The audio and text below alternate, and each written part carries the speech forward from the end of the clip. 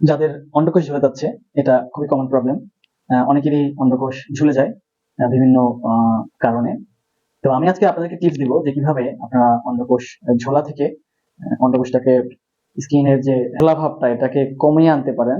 সেই ক্ষেত্রে আমি আজকে আপনাদের সাথে কথা বলবো। সাথে আছে আমি মোহাম্মদ পারভেজ রায়হান রিফাত, জনস্বাস্থ্য পুষ্টিবিদ এবং উপসহকারী কমিউনিটি মেডিকেল অফিসার। তো আপনারা টাইট জাঙ্গিয়া পরবেন।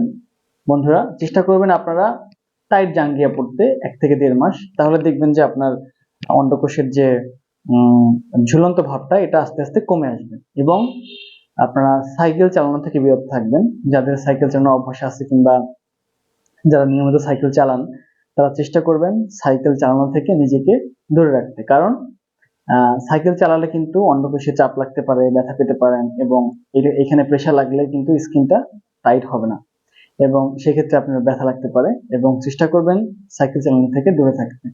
এবং পাশাপাশি টাইট জাঙ্গিয়ার সাথে আপনারা যে কোনো ধরনের প্যান্ট পরতে পারেন, এবং লুঙ্গি পরলেও চলবে, ঢিলাঢালা কাপড় পরলেও চলবে, কিন্তু টাইট জাঙ্গিয়াটা ব্যাপারে খেয়াল রাখবেন। এবং দৌড়ঝাঁপ করা কিংবা অতিরিক্ত গাছে ওঠা, এই সব সব কাজ থেকে আপনারা চেষ্টা করবেন দূরে থাকার জন্য। তাহলে দেখবেন যে আস্তে আস্তে আপনার অন্ডকোষের ঝোলা ভাবটা কমে আসবে। তারপরে যদি অন্ডকোষ অনেক বেশি ঝুলে যায়, একটা নিচে একটা উপরে, এবং একটু বড় সাইজ হয়ে যায়, তাহলে আপনারা একজন চিকিৎসকের পরামর্শ নেবেন। ধন্যবাদ। সুস্থ থাকুন, ভালো থাকুন। আল্লাহ হাফেজ।